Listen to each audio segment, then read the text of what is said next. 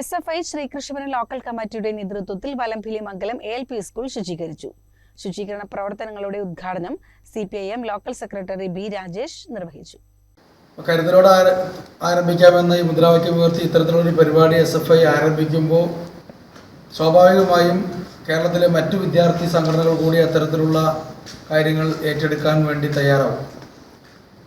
ഇങ്ങനെ ഒട്ടേറെ പ്രവർത്തനങ്ങൾക്ക് മാതൃകയായിട്ടുള്ള വലിയ ഒരുപാട് കാര്യങ്ങൾ SFIയുടെ നേതൃത്വത്തിൽ നടത്തിയത് നമുക്ക് എല്ലാവർക്കും അറിയാം.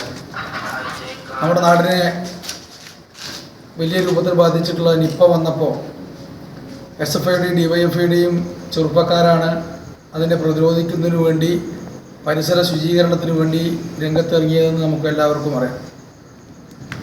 അതുപോലെ തന്നെ കോവിഡ് വന്ന സമയത്ത് കോവിഡിൻ്റെ ആദ്യഘട്ടത്തിൽ ഇതൊരു മഹാരോഗമാണെന്ന് കരുതി ആ കോവിഡ് വന്ന് മരണമടഞ്ഞ രോഗിയുടെ അടുത്തേക്ക് പോകാൻ പോലും കേരളത്തിലെ സമൂഹം അല്ലെങ്കിൽ ഇന്ത്യയിലെ ജനങ്ങൾ ഭയന്നിരുന്നൊരു ഘട്ടത്തിൽ ആ കോവിഡ് രോഗിയെ സംസ്കരിക്കുന്നതിന് വേണ്ടി മുന്നോട്ട് വന്നിട്ടുള്ള ഇന്ത്യയിലെയും കേരളത്തിലെയും ഏക വിദ്യാർത്ഥി സംഘടന എന്ന് പറയുന്നത് SFI ആണ്.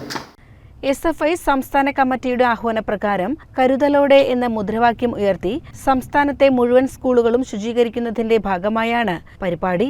ഉദ്ഘാടന ചടങ്ങിൽ SFI ലോക്കൽ പ്രസിഡന്റ് രാഹുൽ അധ്യക്ഷത വഹിച്ചു.